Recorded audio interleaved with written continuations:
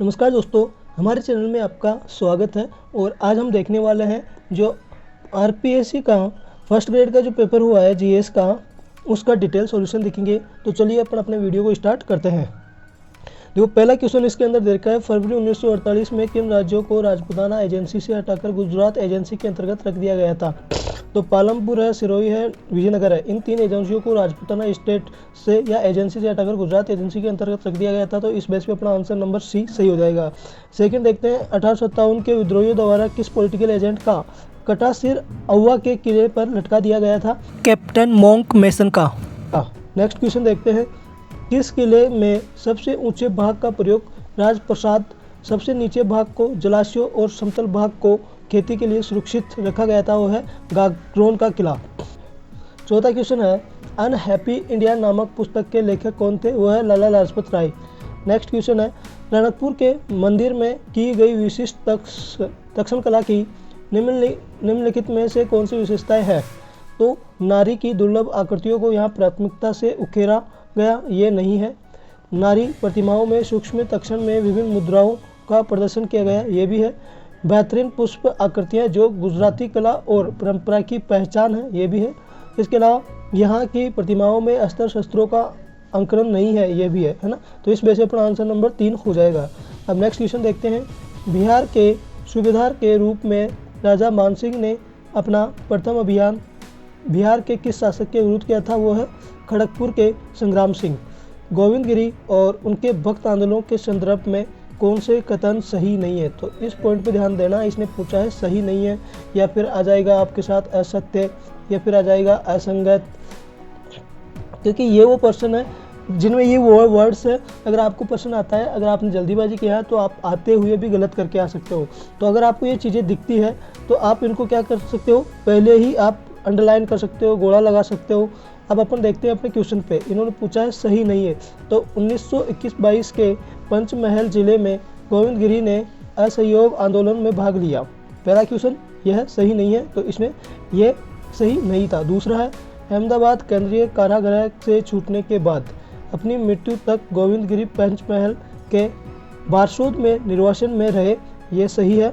गोविंदगिरी के प्रभाव से बांसवाड़ा के भक्त भीलों ने स्वयं को हिंदू धर्म के छांटे में संगठित कर लिया, ये भी गलत है। 1927 से 1931 के मध्य बांसवाड़ा के दीवान एन भट्टाचार्य ने भक्त आंदोलन को दबाया, ये भी सही है। तो इस क्वेश्चन ने पूछा है सही नहीं है, तो इसके बेस पे अपना आंसर हो जाएगा नंबर 2, जो ए और सी सही नहीं है। नेक्स्ट क्वेश्चन 8 नंबर अपन देखते हैं, निम्नलिखित में से कौन सा ग्रंथ डॉक्टर अंबेडकर द्वारा नहीं लिखा गया है? वो है द नॉर्दर्स ऑफ तमिलनाडु, क्योंकि ये के नीलकांत शास्त्री के द्वारा लिखा गया है। बाकी ये तीनों ग्रंथ डॉक्टर अंबेडकर द्वारा लिखा गया है। The annihilation of caste, the Buddha and his dharma, revolution and counter revolution in ancient India, ये तीनों अपने जो डॉक्टर अंबेडकर है उनके द्वारा लिखा गया है। बाकी ये तीसरा द नॉर्थ ऑफ तमिलनाडु, ये के नीलकांत शास्त्री के द्वारा लिखा गया है। नेक्स्ट क्वेश्चन 9 नंबर देखते हैं, गुप्त वास्तुकला के संदर्भ में गलत कथन को चुनिए। तो एरन के विष्णु मंदिर की छत सपाट है, बिल्कुल सही है। देवगढ़ में दशावतार मंदिर ऊंचे शिखरों के साथ अलंकृत गुप्त शैली की वास्तुकला को दर्शाता है, ये भी सही है। बुमरा मंदिर भगवान विष्णु को समर्पित है, ये भी सही है। और नचना कुठार का पार्वती मंदिर चैत्य शैली पर बना है, ये गलत है, क्योंकि ये चैत्य शैली पर ना होकर के नागर शैली पर बना हुआ है। 10वां नंबर का क्वेश्चन देखते हैं, दिल्ली सुल्तनत के किस सुल्तान के काल के दौरान अजमेर के गोविंदराज ने स्वयं को रणथंभौर में स्थापित किया था? वो है कुतुबुद्दीन ऐबक के शासनकाल के दौरान। नेक्स्ट क्वेश्चन अपना 11वां है, प्रतिहारों के अभिलेखों में राज अधिकारियों को क्या कहा जाता था? राजपुरुष। और अब नेक्स्ट 12वां क्वेश्चन अपन देखते हैं, निम्नलिखित में से किस लोक देवता को लक्ष्मण जी का अवतार कहा जाता था? पापू जी को। निम्नलिखित में से कौन सा पुरातात्विक स्थल आर्य संस्कृति से संबंधित नहीं है? पिंड, गिलुंद, अलोड़, ये आर्य संस्कृति से संबंधित है, लेकिन ब्रोर ये हड़प्पा संस्कृति से संबंधित है। नेक्स्ट 14वां क्वेश्चन देखते हैं, 1857 के प्रथम स्वतंत्रता संग्राम में लखनऊ के विषय में निम्नलिखित तथ्यों में कौन सा असत्य है? तो पहला पॉइंट आप देखते हैं, पराजित अंग्रेजों ने आत्मरक्षा के लिए बेगम हजरत महल के राजमहल में शरण ली, यही बिल्कुल गलत है, क्योंकि बेगम हजरत महल विद्रोहियों की प्रमुख नेता थी, तो यहाँ तो क्यों ही शरण लेंगे। नेक्स्ट है लखनऊ में इसकी शुरुआत 30 मई 1857 को हुई, बिल्कुल सही है। अगस्त 1857 के प्रारंभ में ब्रिटिश कद्र को लखनऊ का बली घोषित किया गया था। 30 जून 1857 को चिन्हट के युद्ध में अंग्रेज पराजित हुए थे। ये तीनों कथन सही है, बल्कि इसने पूछा है असत्य कथन कौन सा है, तो पहला ही असत्य है। 15वां क्वेश्चन देखते हैं, महाराणा कुंभा ने निम्नलिखित में से कौन से ग्राम एकलिंगजी के मंदिर की पूजा एवं व्यवस्था हेतु प्रदान किए थे। वो है आहड़, कल्याणपुर, जगतपुर और कांकरोली।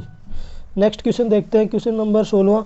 ये अपने रीजनिंग का क्वेश्चन आ गया है। यदि एक निश्चित कूट भाषा में जर्मिनेशन को इस प्रकार से लिख सकते हैं, एस्टेब्लिश को इस प्रकार से लिख सकते हैं, तो मैथमेटिक्स को समान कूट में लिखा जाए तो किस प्रकार से। इसका राइट आंसर ये है। अब मैं आपको हिंट दे देता हूँ कैसे। देखो पहले के 3 अक्षर है GER, जो पहले के 3 अक्षर है इनको उठाकर इन्होंने आगे रख दिया है। फिर बीच के MI को उठा करके इन्होंने पीछे रख दिया उल्टा करके शुरू में। फिर लास्ट 5वें नंबर का जो अक्षर है इन्होंने स्थिर कर रखा है। स्टेब्लिश में भी इन्होंने स्थिर किया है, जर्मिनेशन में भी इन्होंने स्थिर किया है। तो इसी बेस पे अपन इसको चेक कर सकते हैं। मैंने यहाँ पे हिंट के बेस पे दे रखा है, तो आप इनको देख सकते हैं। इसका आंसर हो जाएगा तीसरा। और अब बात करते हैं 17वें क्वेश्चन की। यदि अल्फा बीटा बहुपद fx = 2x² + 5x + k के शून्य हो तो संबंध alpha square plus beta square equal to 21/4 minus alpha beta को संतुष्ट करते हैं, तो k का मान ज्ञात कीजिए। अब इसमें देखो कौन सा फॉर्मूला लगेगा, alpha square plus beta square बराबर अल्फा प्लस बीटा का whole square minus 2 alpha beta. और यहाँ पे अपन गुणांकों से देख सकते हैं, अल्फा प्लस बीटा का मान -5/2 है और अल्फा बीटा का मान k/2 है। अगर इस सूत्र में अपन अल्फा बीटा का मान रख देते हैं और अल्फा स्क्वायर बीटा का स्क्वायर यहाँ से मान उठा करके रख देते हैं, तो k का मान आ जाएगा 2, है ना। नेक्स्ट क्वेश्चन देखते हैं 18वें नंबर का। ABC 3 विस्तृत वितरण इस प्रकार है।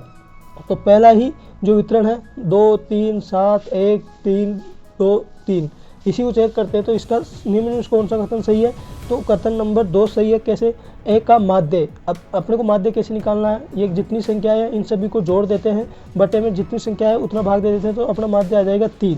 माध्य का कैसे निकालेंगे, माध्य का इनको क्रम से लिखेंगे। अगर विषम संख्या है, विषम संख्या के अंदर अपन क्या करेंगे, जो बीच वाली संख्या होती है वही माध्य का होती है।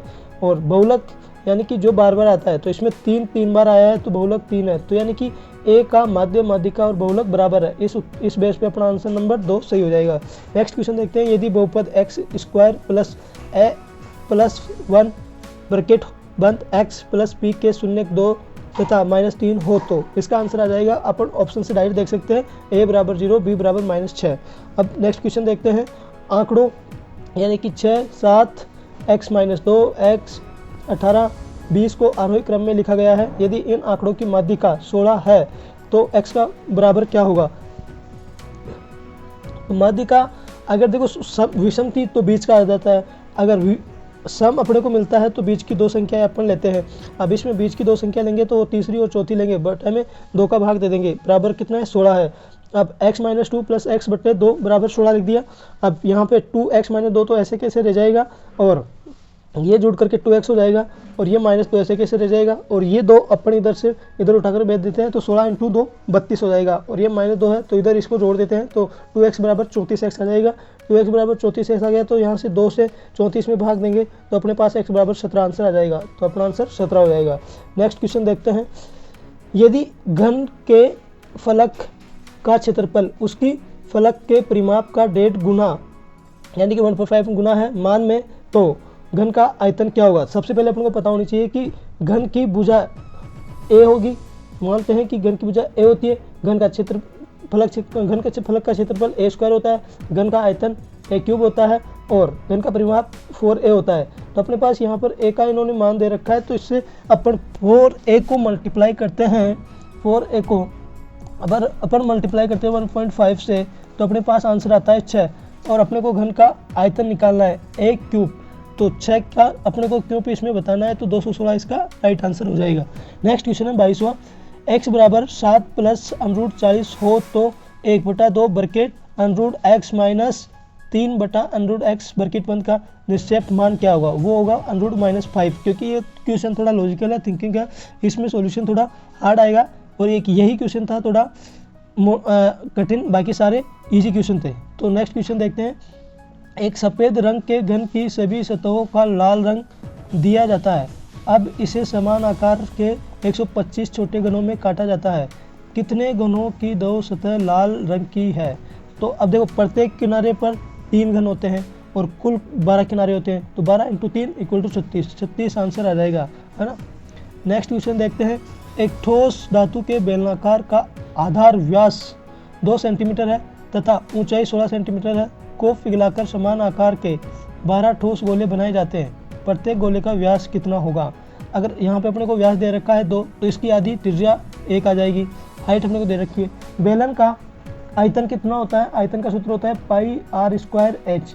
r का मान दे रखा है, h का मान दे रखा है, मल्टीप्लाई करेंगे 16 पाई आ जाएगा। और अब इन्होंने कहा एक बेलन का आ जाएगा। अब 12 ठोस गोले बनाए जाते हैं, तो 16 π/12। अगर इन दोनों को काटते हैं तो 4 π/3 आ जाएगा। अब गोले का आयतन कितना होता है? 4 π/3 πr³। तो गोले का आयतन अपन ने यहाँ पर ये बेलन का आयतन निकाल लिया है, इधर ये गोले का आयतन, दोनों को बराबर रखेंगे, दोनों कट जाएंगे और r³ का मान आ जाएगा 1, तो r बराबर हो जाएगा 1। अब यहाँ पर इन्होंने पूछा है प्रत्येक गोले का व्यास। अब व्यास होता है 2r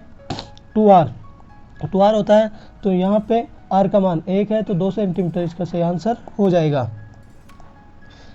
इस बेस पे 2 सेंटीमीटर हो जाएगा। नेक्स्ट क्वेश्चन है। एक लंबवर्तीय शंकु की त्रिज्या और तिर्यक ऊंचाई का अनुपात 4:7 है। यदि इसका वक्र पृष्ठीय क्षेत्रफल 792 सेंटीमीटर है तो इसकी त्रिज्या क्या होगी? तो इसकी त्रिज्या अपन यहाँ से ज्ञात करते हैं। देखो, वक्र पृष्ठीय क्षेत्रफल का सूत्र क्या होता है? πr/l। तो अपन मान लेते हैं 4 को तो 4x और l हाइट यानी ऊंचाई को 7x। अगर ये मान करके अपन इस सूत्र में रखते हैं तो पाई का मान 22/7 इंटू 4x इंटू 7x और बराबर में अपन रखते हैं 792 को रखते हैं। यहाँ से 7 को ले जाके यहाँ इसे मल्टीप्लाई करते हैं तो 5544 हो जाएंगे और 22 को 28 से मल्टीप्लाई करके इसमें भाग देंगे तो 616 आ जाएंगे। इधर x को x से मल्टीप्लाई करेंगे तो x² हो जाएगा और ये इससे कट जाएगा 9 बार, तो x² बराबर 9 आ गया, तो x बराबर अपने पास 3 आंसर आ गया। और अपन ने यहाँ पर त्रिज्या की क्या मानी थी? 4x मानी थी, तो x का मान 3 आ गया है, तो 4 × 3 आंसर नंबर 12 अपना आंसर हो जाएगा। अब नेक्स्ट क्वेश्चन देखते हैं। निम्नलिखित में किस विकल्प के सभी शब्द शुद्ध है? वो है केकई और कैवल्य। निम्नलिखित में त्रुटिपूर्ण संधि विच्छेद कौन सा है? वो है षडानन बराबर षट प्लस आनन। इसका सही होगा षड प्लस आनन। नेक्स्ट देखते हैं। निम्नलिखित में से सही विलोम शब्द युग्म कौन सा है? अब देखो, इसमें आसक्त का अनासक्त ये भी सही है और संकीर्ण का विस्तीर्ण ये भी सही है। अब जब नॉर्मलाइजेशन होगा, अब 2 ऑप्शन अगर एक साथ सही आ रहे हैं ना, तो आपके नंबर इन दोनों में से किसी एक को आपने कर दिया है तो वो बढ़ेंगे, आपके घटेंगे नहीं। तो जैसे इसमें इस स्टूडेंट ने संकीर्ण का विस्तीर्ण किया है तो इसका भी सही है, लेकिन अब आप जब देखोगे तो आसक्त का अनासक्त भी आपको मिलेगा। नेक्स्ट क्वेश्चन है। निम्नलिखित में से अनीय प्रत्यय से निर्मित शब्द नहीं है। अब अनीय प्रत्यय से नहीं है, इसका मतलब है अनीय शब्द, अब इसमें या तो क्वेश्चन में ये नहीं होना चाहिए कि है भाई निम्नलिखित में से अनीय प्रत्यय से निर्मित शब्द है, तब तो अपन इसका राइट आंसर मान सकते हैं माननीय, क्योंकि यहाँ पर ये एक ही है। लेकिन इसने कहा है कि शब्द नहीं है। नहीं है का मतलब क्या 3 आंसर थोड़ी होंगे? स्मरणीय इसमें भी ई आ जाएगा और दर्शनीय में भी ई आ रहा है, पणीय में भी ये आ रहा है, ये विशेषण है, तब इस प्रकार से 3 आंसर नहीं होंगे, ये भी नॉर्मलाइजेशन में जाएगा, है ना। तो इन क्वेश्चंस को आप स्टार लगा सकते हैं। तो नेक्स्ट क्वेश्चन देखते हैं। निम्नलिखित में से अंग्रेजी भाषिक शब्द में हिंदी अर्थ दृष्टि से असंगत विकल्प कौन सा है? तो पहला ही असंगत है, संगठक, और दूसरा सही है कॉन्फिगरेशन यानी अधिहरण, कंसिस्टेंसी ये भी सही है, संगति कंजर्वेशन यानी संरक्षण पहला गलत है। नेक्स्ट क्वेश्चन देखते हैं 31वें नंबर का। ये अपने को पूछ रहा है प्रीपोजिशन यानी कि the forest department has plant across along the side of all highways, almost ये बोला जाता है, तो पहला ऑप्शन करेक्ट है। सेकंड में एंटोनिम पूछ रहा है ऑप्टिज का, वो हो जाएगा इंटेलिजेंट। नेक्स्ट ट्रांसलेशन दिया है, इस फ्रेज का ट्रांसलेशन कीजिए एब्सोल्व फ्रॉम द लाइबिलिटी, इसका सही ट्रांसलेशन होगा दायित्व से मुक्ति। नेक्स्ट पूछा है determinant I have written to all candidate who has registered for the post, यानी कि आंसर ऑल आ जाएगा। नेक्स्ट है करेक्ट फॉर्म ऑफ टेंस, तो यहाँ पे जो ये वर्ब दे रखी है, यहाँ पे सही वर्ब बननी है कि इनमें वर्ब की कौन सी फॉर्म आ जाएगी। Very unwillingly he turn down the second sound of the TV and go to answer the doorbell. तो यहाँ पर सही आंसर ये आ जाएगा टर्न एंड वेंट। कैसे? Very unwillingly he turn down the sound of the TV. तो जब पास्ट टेंस आ जाता है अपने अगर पहले वाक्य में, तो सेकंड वाक्य में भी पास्ट टेंस की फॉर्म आएगी, तो यहाँ पे गो का वेंट हो जाएगा। ठीक है, तो जब अपन पास्ट टेंस यूज करते हैं तो सेकंड वाक्य में भी पास्ट टेंस आ जाएगा। नेक्स्ट है राजस्थान, 36वां क्वेश्चन है। राजस्थान बजट 2025-26 के अंतर्गत राज्य के अक्षय ऊर्जा के क्षेत्र में और आगे ले जाने के लिए निजी क्षेत्र के माध्यम से वर्ष 2025-26 में कितना ऊर्जा उत्पादन प्रारंभ किया जाना प्रस्तावित है, वो है 10 गीगावाट, है ना। नेक्स्ट है वर्ष 2025 के लिए भारतीय राष्ट्रीय विज्ञान अकादमी द्वारा राजस्थान के किस संस्थान के किस संख्याएं सदस्यों को न्यूरोडीजेनेरेट रोगों में न्यूरोल प्रोटीन गुणवत्ता नियंत्रण तंत्र को समझने में उत्कृष्ट शोध योगदान के लिए इंसा एसोसिएट फेलोशिप का पुरस्कार दिया गया। वो मिला है IIT जोधपुर के प्रोफेसर अमित मिश्रा को। और ये प्रोफेसर किसके हैं? ये है bio science and bio engineering के ये प्रोफेसर हैं। बात करते हैं 38वें क्वेश्चन की। अज्जू गुजा के बारे में निम्नलिखित कथनों पर विचार कीजिए। अज्जू गुजा चिल्ड्रन फेस्टिवल 22-23 फरवरी 2025 में राजस्थान के बीकानेर में आयोजित किया गया था। ये क्वेश्चन का ये पहला ऑप्शन सही है। दूसरा है अज्जू गुजा चिल्ड्रन फेस्टिवल का आयोजन राजस्थानी भाषा साहित्य और संस्कृति अकादमी द्वारा किया गया। ये नहीं है क्योंकि यह जिला प्रशासन और संबंधित संस्थाएं द्वारा ये किया गया था। तो इस बेस पे अपना आंसर नंबर ए हो जाएगा, केवल ए सही है। नेक्स्ट क्वेश्चन अपन देखते हैं। नेक्स्ट क्वेश्चन है निम्नलिखित कथनों पर विचार करें। मार्च 2025 में प्रोफेसर अभय करदीकर ने अनुसंधान राष्ट्रीय अनुसंधान फाउंडेशन के CEO का कार्यभार संभाला। बिल्कुल गलत, क्योंकि कार्यभार इन्होंने छोड़ा है और नए जो संभालने वाले कौन थे? डॉक्टर शिव कुमार कल्याणानंद इसके नए कार्यभार को संभालने वाले CEO थे। बात करते हैं ANRF राष्ट्रीय शिक्षा नीति के सिफारिशों के अनुसार देश में वैज्ञानिक अनुसंधान के संबंध में उच्च स्तरीय रणनीति सुझाव देने के लिए एक शीर्ष अपेक्ष निकाय के रूप में कार्य करेगा। ये कथन बिल्कुल सही है, तो आंसर नंबर पूरा अपना सही हो जाएगा। नेक्स्ट क्वेश्चन है मार्च 2025 में किसे कनाडा के प्रधानमंत्री के रूप में शपथ दिलाई गई थी? वो है मार्क कार्नी। नेक्स्ट क्वेश्चन है खेलो इंडिया पैरा गेम्स 2025 के बारे में निम्नलिखित कथनों पर विचार कीजिए। कौन सा कथन सही नहीं है? यह खेलो इंडिया पैरा गेम्स का तीसरा संस्करण था जो 20 से 27 मार्च 2025 तक नई दिल्ली में आयोजित किया गया था। यानी ये बिल्कुल कथन सही है। दूसरा है स्नो लेपर्ड खेलो इंडिया पैरा गेम्स 2025 का आधिकारिक शुभकामकर्ता। बिल्कुल गलत है, क्योंकि स्नो लेपर्ड खेलो इंडिया पैरा गेम्स 2025 का आधिकारिक शुभारंभ नहीं था।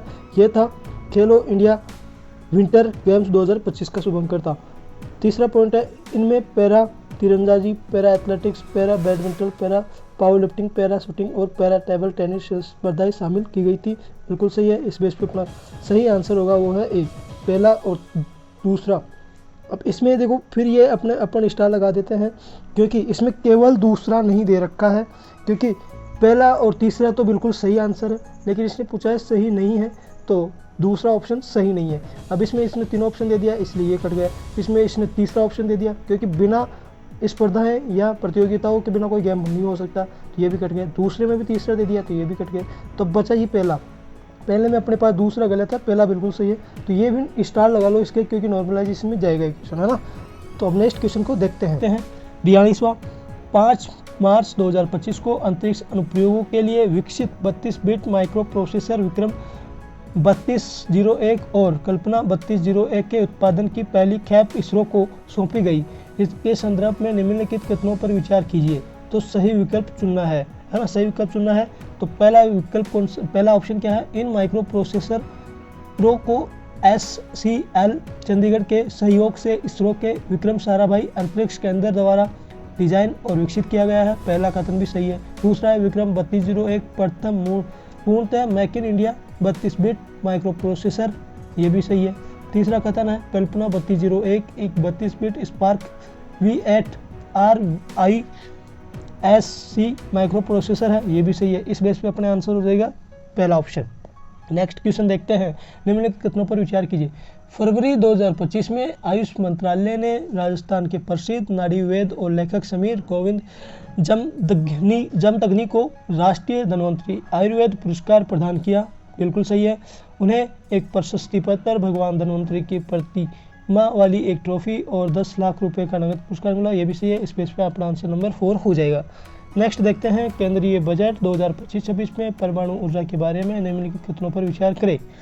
तो पहला ऑप्शन है, ऊर्जा सुरक्षा और स्थिरता पर प्राप्त करने के लिए परमाणु ऊर्जा को एक महत्वपूर्ण घटक के रूप में मान्यता देते हुए सरकार ने विकसित भारत के लिए परमाणु ऊर्जा मिशन की शुरुआत की। यह कथन बिल्कुल सही है। दूसरा है, सरकार भारत लघु रिएक्टर विकसित करके सक्रिय रूप से अपने परमाणु ऊर्जा क्षेत्र का विकास कर रही है। BSR 440 मेगावाट के दबाव वाले भारी जल रिएक्टर है जिनका एक परमाणिक सुरक्षा और प्रदर्शन रिकॉर्ड रहा है। तो ये कथन गलत है। क्यों गलत है? यहाँ पे उन्होंने 440 न करके 220 मेगावाट किया हुआ है, तो इस हिसाब से कथन ये सही है। तो आंसर नंबर 2 हो जाएगा। नेक्स्ट क्वेश्चन है, राजस्थान विधानसभा में वित्त एवं विनिमय विधेयक बजट 2025-26 पर चर्चा का जवाब देते हुए मुख्यमंत्री ने किस जिले में संत सदा राम जी महाराज का पैनोरमा बनाने की घोषणा की? वो है बांसवाड़ा में। एक व्यक्ति लिफ्ट के प्रेस पर खड़ा होकर सिक्का गिराता है। सिक्का लिफ्ट के फर्श पर समय T1 में पहुंचता है जब लिफ्ट स्थिर होती है और समय T2 में जब ये एक समान चाल से चल रही होती है। तो कौन सा ऑप्शन सही है? ऑप्शन नंबर पहला सही है। क्यों? एक समान चाल की अवधारणा के बेस पर समान गति पर लिफ्ट में कोई अतिरिक्त आभासी बल नहीं लगता क्योंकि त्वरण शून्य होता है, अतः सिक्के का गिरने का समय T1 = T2 आएगा। ये फिजिक्स का क्वेश्चन आ गया। और अब नेक्स्ट क्वेश्चन देखते हैं, कोर के कोशिकाओं में उपस्थित पदार्थ जो इन्हें गैसों एवं पानी के लिए अभेद्य बनाता है वो है सुबेरियन। नेक्स्ट क्वेश्चन है, साग सब्जियों का विघटित होकर कंपोस्ट बनना उदाहरण है ऊष्माक्षेपी अभिक्रिया का। नेक्स्ट क्वेश्चन है 49, एक कण पर अचर परिणाम का एक बल लगाया जाता है जो कण के वेग के हमेशा लंबवत होता है। कण की गति का एक तल में है, इस गति में कौन सी राशि या राशि अचर होगी? वो है केवल काइनेटिक एनर्जी, यानी केवल गतिज ऊर्जा क्या रहेगी? अचर रहेगी।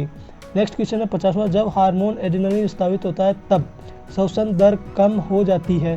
तो सेकंड ऑप्शन सही है, पाचन तंत्र और त्वचा में रुधिर कम हो जाता है जब एड्रेनलिन स्रावित होता है। तो नेक्स्ट क्वेश्चन देखते हैं अब अपना 51वां, सूची 1 को सूची 2 से सम्मिलित कीजिए और सही उत्तर का चयन कीजिए। तो अब इसमें आर्टिकल्स का है, तो अब अपन देखें तो आर्टिकल 326 लोकसभा और राज्यों की विधानसभाओं के लिए निर्वाचन का वैश्विक मताधिकार के आधार पर होना। आर्टिकल 327 विधानमंडलों के लिए निर्वाचन के संबंध में उपबंध करने की संसद की शक्ति। आर्टिकल 328 है, किसी राज्य के विधानमंडल के लिए निर्वाचनों के संबंध में उपबंध करने की उस विधानमंडल। आर्टिकल 329 है, निर्वाचन संबंधित मामलों में न्यायालय के हस्तक्षेप का वर्जन। तो इस बेस पे अपना आंसर नंबर 4 सही हो जाएगा। चलो नेक्स्ट क्वेश्चन देखते हैं। नेक्स्ट क्वेश्चन क्या है, भारत में संघीय मंत्री परिषद से संबंधित निम्नलिखित कथनों पर विचार कीजिए। पहला ऑप्शन है, कोई व्यक्ति जो संसद के दोनों में किसी एक सदन का सदस्य न हो तो उसे मंत्री नियुक्त किया जा सकता है, परंतु यदि वह मंत्री नियुक्त होने के बाद नियुक्ति की तारीख से न्यूनतम 6 माह की अवधि के भीतर दोनों में से किसी भी सदन का सदस्य बन सके वह मंत्री नहीं रहता है। यह आर्टिकल 75 का 5वां भाग है।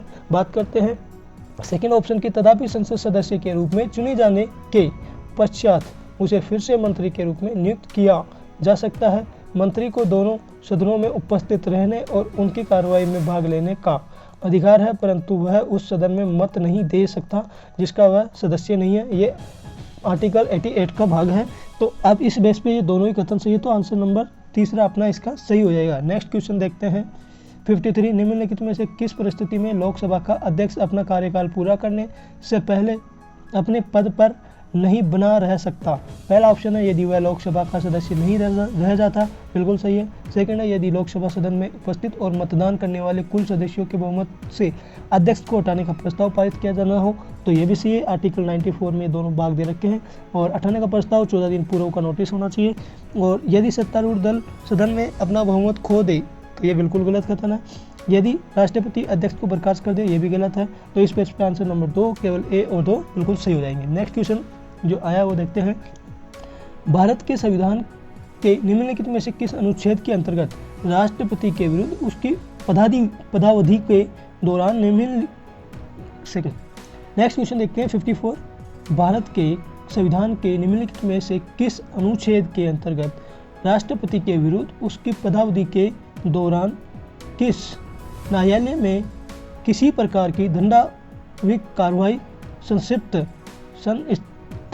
नहीं की जाएगी या चालू नहीं रखी जाएगी, वो है आर्टिकल 361 भाग 2। नेक्स्ट क्वेश्चन है, भारत के संविधान में निम्नलिखित में से किस अनुच्छेद के अंतर्गत उच्चतम न्यायालय प्रत्येक निर्णय खुले न्यायालय में ही सुनाएगा, अन्यथा नहीं सुनाएगा, आर्टिकल 145 भाग 4।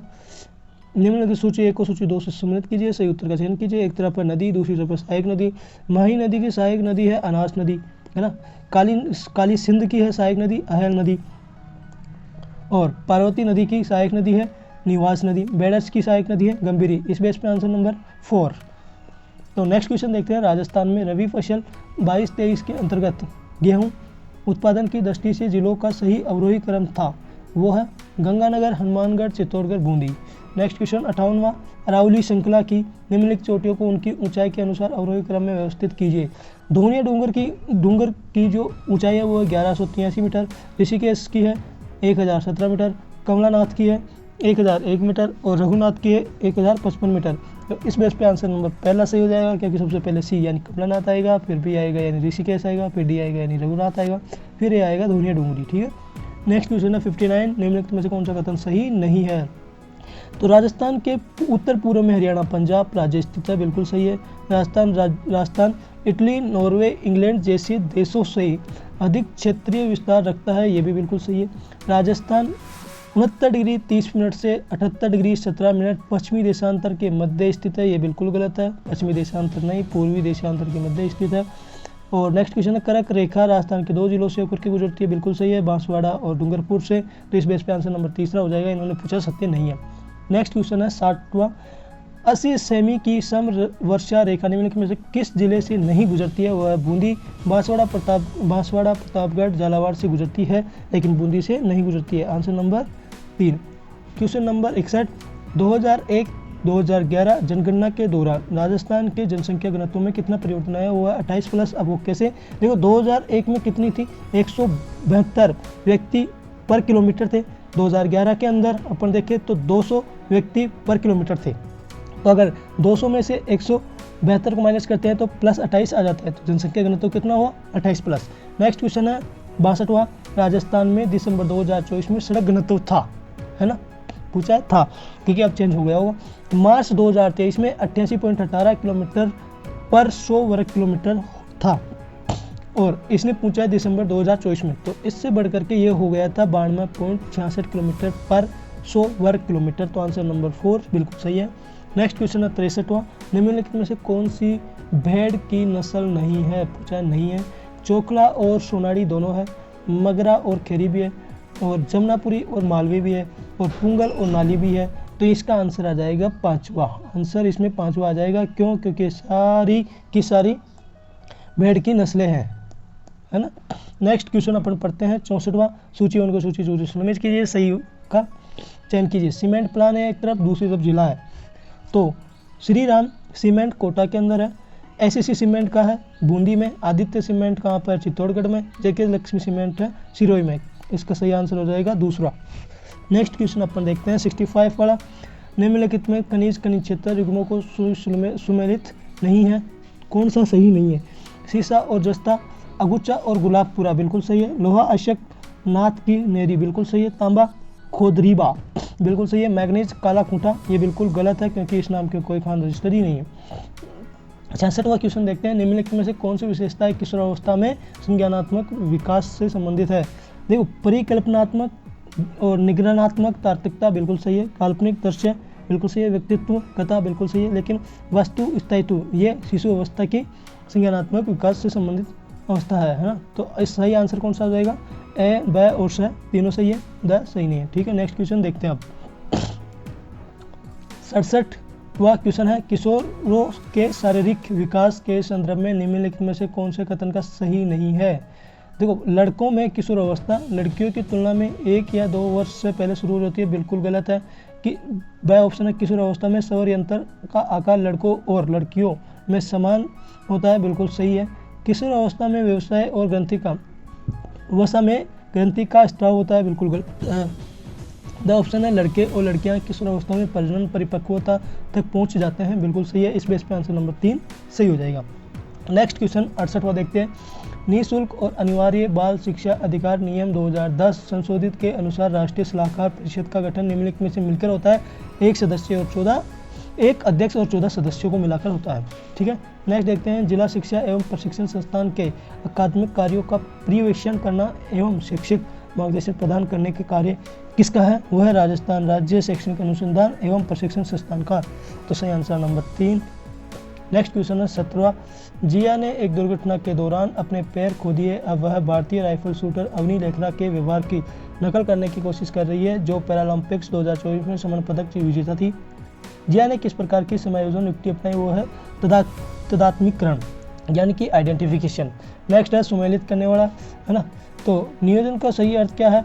किए जाने वाले कार्यों की व्यापक रूपरेखा बनाना। निर्देशन का मतलब होता है विशिष्ट आदेश और निर्देश जारी करना। समन्वय का होता है कार्य के विभिन्न विभागों को अंतर संबंधित करना। और संगठन का सही अर्थ होता है प्राधिकरण की औपचारिक संरचना स्थापित करना। इस पे राइट आंसर हो जाएगा ए। नेक्स्ट क्वेश्चन है, यदि विद्यार्थी का मन थका हुआ है तो सीखने का वातावरण उपयुक्त होते हुए भी वह सीख नहीं पाता है। यह कथन थॉर्नडाइक द्वारा बताए गए किस गौण नियम को संदर्भित करता है? वो मानसिक विन्यास का नियम। नेक्स्ट क्वेश्चन है, शिक्षा वाणी कार्यक्रम हेतु शिक्षण सामग्री का निर्माण किया जाता है। वो होता है SCERT के नेतृत्व में डाइट टू एवं अन्य संस्थाओं द्वारा। नेक्स्ट क्वेश्चन है, शिक्षकों ने विद्यालय सुधार के लिए प्राचार्य को कुछ सुझाव दिए। वह उनके विचारों को सुनता और उनका अध्ययन करके उसके अनुसार अंतिम निर्णय लेता। इस प्रकार की नेतृत्व शैली कहलाती है। वो है लोकतंत्रीय शैली। कई बार अपने को लोकतंत्रीय शैली भी दे देता है, ये इसमें ऑप्शन में नहीं दिया है, तो जनतंत्रीय शैली होगी, यानी democratic style. Next and last question है, निःशुल्क एवं अनिवार्य बाल शिक्षा अधिकार अधिनियम 2009 के निम्नलिखित अध्यायों को उनके नामों से सुमेलित कीजिए। तो इसका राइट आंसर होगा 4। तो अपना सारा कंप्लीट पेपर हो गया है। फिर भी कोई मिस्टेक हुई हो तो मैं इसके लिए माफ़ी चाहता हूँ, क्योंकि नॉर्मलाइजेशन के बाद इतनी बड़ी अपने गवर्नमेंट ही नॉर्मलाइजेशन करती है, तो हो सकता है एक आध क्वेश्चन ऊपर नीचे हो जाता है। तो जय हिंद ऑल ऑफ यू। आपको एक कैसे लगा कमेंट करके ज़रूर बताना।